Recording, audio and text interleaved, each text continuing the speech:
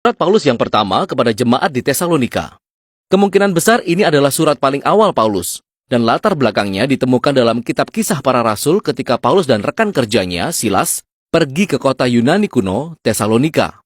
Dan setelah 1 bulan mengabarkan kabar baik tentang Yesus kepada banyak orang, sejumlah besar orang Yahudi dan Yunani memberikan janji setia mereka kepada Yesus, dan mereka membentuk komunitas gereja pertama di sana. Tapi masalah pun muncul. Pemberitaan Paulus tentang Yesus yang bangkit sebagai penguasa sejati di dunia menyebabkan kecurigaan. Jadi orang-orang Kristen di Tesalonika akhirnya dituduh menentang Kaisar Romawi ketika mereka mengatakan bahwa ada seorang raja lain, Yesus. Dan hal ini menyebabkan terjadinya sebuah penganiayaan yang sangat hebat, sehingga Paulus dan Silas harus melarikan diri dari kota, dan ini sangat menyakitkan bagi mereka karena mereka sangat mengasihi jemaat di sana. Sehingga surat ini adalah usaha Paulus untuk berhubungan kembali dengan orang-orang Kristen di Tesalonika setelah dia mendapat laporan dari Timotius bahwa keadaan mereka tidak sekedar baik, namun sangat berkembang meskipun penganiayaan ini terus berlanjut. Paulus merancang surat ini menjadi 2 bagian utama. Pertama adalah sebuah perayaan kesetiaan mereka kepada Yesus, lalu dia menantang mereka untuk terus bertumbuh sebagai pengikut Yesus. Kemudian kedua bagian ini dikelilingi oleh 3 doa. Surat ini dibuka dengan sebuah doa ucapan syukur. Kedua bagian itu dihubungkan oleh sebuah doa transisi. Kemudian semuanya disimpulkan dengan sebuah doa penutup. Jadi ini rancangan yang benar-benar indah. Paulus mengawali dengan mengucapkan terima kasih dan merayakan iman orang-orang Tesalonika, kasih mereka kepada orang lain, dan pengharapan mereka di dalam Yesus terlepas dari penganiayaan. Dia kemudian menceritakan kembali kisah pertobatan mereka, bagaimana mereka dulu adalah penyembah berhala. Dan mereka hidup dalam budaya di mana semua kehidupan dipenuhi oleh institusi-institusi dan praktek-praktek yang menghormati dewa-dewa Yunani dan Romawi. Paulus berbicara tentang bagaimana mereka berpaling dari berhala-berhala tersebut untuk melayani Allah yang hidup dan yang benar, dan bahwa mereka sekarang menantikan kedatangan anak Allah dari surga. Jadi di sebuah kota seperti Tesalonika, mengubah kesetiaan kepada pencipta Allah Israel dan kepada Raja Yesus, membuat orang itu dikucilkan dari tetangga dan permusuhan dari keluarganya. Tetapi bagi orang-orang Tesalonika, kasih Yesus yang luar biasa yang telah mati bagi mereka dan harapan akan kedatangannya membuat semua itu sepadan. Paulus kemudian menceritakan kembali kisah misinya di Tesalonika dan persahabatan yang dia miliki dengan orang-orang di sana. Dia menggunakan perumpamaan yang sangat intim di sini. Mereka memperlakukannya seperti anak mereka, dan dia menjadi seperti ibu dan ayah mereka. Dia berkata, "Bukan saja kami rela membagi Injil Allah dengan kamu, tetapi juga hidup kami sendiri dengan kamu, karena kamu telah kami kasihi." Paulus mengingatkan kita di sini bahwa inti kepemimpinan Kristen bukanlah tentang kekuasaan dan memiliki pengaruh, melainkan tentang hubungan yang sehat dan pelayanan yang rendah hati dan penuh kasih. Dia mengingatkan mereka bahwa dia tidak pernah meminta uang, dia hanya datang untuk mengasihi dan melayani mereka atas nama Yesus. Sehingga Paulus kemudian mengajak mereka berpikir tentang penganiayaan yang sama-sama mereka alami, persis sama seperti Yesus ditolak dan dibunuh oleh bangsanya sendiri. Jadi sekarang Paulus dianiaya oleh rekan-rekannya sesama orang Yahudi, dan orang-orang Tesalonika menghadapi permusuhan dari tetangga-tetangga Yunani mereka. Dan Paulus menawarkan suatu penghiburan yang aneh dengan mengetahui bahwa bersama-sama, penderitaan mereka adalah sebuah cara untuk berpartisipasi dalam kisah hidup dan kematian Yesus sendiri. Paulus kemudian berbagi tentang penderitaan yang dia alami saat dia mendengar tentang kesulitan yang dialami orang-orang Tesalonika setelah dia dan Silas melarikan diri. Sehingga dia mengutus Timotius untuk mendukung mereka dan melihat bagaimana keadaan mereka.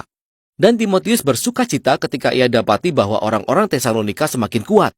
Mereka setia kepada Yesus, mereka sangat mengasihi Tuhan dan sesama mereka, dan mereka sangat ingin bertemu Paulus sama seperti Paulus yang sangat rindu bertemu dengan mereka. Paulus lalu mengakhiri dengan doa untuk tetap bertahan. Dan yang keren adalah, dia mengenalkan topik yang akan dia bahas di bagian kedua surat itu. Dia berdoa bahwa Tuhan akan menumbuhkan kemampuan mereka untuk mengasihi, bahwa dia akan memperkuat komitmen mereka terhadap kekudusan, seiring mereka menaruh pengharapan mereka akan kembalinya Raja Yesus. Jadi Paulus membuka bagian kedua surat itu dengan menantang mereka menjalani kehidupan yang sesuai dengan ajaran Yesus. Ini berarti, pertama-tama, sebuah komitmen serius terhadap kekudusan dan kemurnian seksual. Berbeda dengan budaya seks bebas yang merusak di sekitar mereka, mereka harus mengikuti ajaran Yesus tentang mengalami keindahan dan kekuatan seks dalam naungan hubungan perjanjian pernikahan yang berkomitmen. Tuhan menganggap serius perilaku buruk seksual, kata Paulus. Ini mencemarkan dan menghancurkan orang dan martabat mereka. Mengikut Yesus juga berarti komitmen untuk mengasihi dan melayani sesama. Jadi Paulus berpesan bahwa orang-orang Kristen harus dikenal di kota sebagai orang-orang yang dapat dipercaya yang bekerja sangat keras. Tidak hanya untuk menghasilkan uang, tetapi supaya mereka memiliki sumber daya untuk memenuhi kebutuhan mereka sendiri dan untuk berbagi dengan murah hati dengan orang-orang yang membutuhkan. Setelah ini, Paulus membahas sejumlah pertanyaan yang diajukan orang-orang Tesalonika tentang harapan kembalinya Yesus di masa depan. Nah, beberapa orang Kristen di gereja tersebut baru saja meninggal, kemungkinan besar dibunuh sebagai martir. Lalu teman dan keluarga mereka bertanya-tanya tentang nasib mereka saat Yesus kembali. Sehingga Paulus menjelaskan bahwa terlepas dari kesedihan dan rasa kehilangan mereka, bahkan kematian pun tidak dapat memisahkan orang Kristen dari kasih Yesus. Ketika dia kembali sebagai raja, dia akan memanggil orang-orang yang hidup dan yang mati kepada dirinya sendiri. Dan Paulus menggunakan gambaran yang sangat hebat di sini. Dia menggunakan bahasa yang biasanya menggambarkan bagaimana sebuah kota di bawah kekuasaan Kaisar Romawi akan mengirimkan seorang delegasi untuk menyambut atau menyongsong kedatangannya. Paulus kemudian menerapkan gambaran ini pada kedatangan Raja Yesus. Yesus juga akan disambut oleh delegasi umatnya yang akan pergi menemui Tuhan di udara saat mereka menyambut dan mengantarnya kembali ke dunia ini, di mana dia akan membangun kerajaan keadilan dan kedamaiannya. Paulus kemudian ingin orang Tesalonika melihat bagaimana pengharapan ini hendaknya memotivasi kesetiaan kepada Yesus. Jadi dia mengolok-olok propaganda Romawi yang terkenal bahwa kaisarlah yang membawa kedamaian dan keamanan. Tentu saja perdamaian Romawi terjadi melalui kekerasan, melalui perbudakan musuh, dan pendudukan militer mereka. Dan Paulus memperingatkan bahwa suatu hari, Yesus akan kembali sebagai raja dan menentang ketidakadilan semacam ini. Pengikut Raja Yesus harus hidup di masa sekarang, seolah-olah hari yang akan datang sudah ada di sini. Meskipun kejahatan manusia di masa kelam ini terjadi di sekitar mereka, mereka harus tetap sadar dan terjaga sebagai cahaya kerajaan Allah di bumi seperti di surga. Paulus menutup semua nasihat ini seperti bagaimana dia memulai, dengan doa penuh harapan bahwa Tuhan akan memenuhi hidup mereka dengan kekudusannya, sehingga dia bisa memisahkan mereka untuk sepenuhnya setia dan tidak bercacat sampai kembalinya Raja Yesus.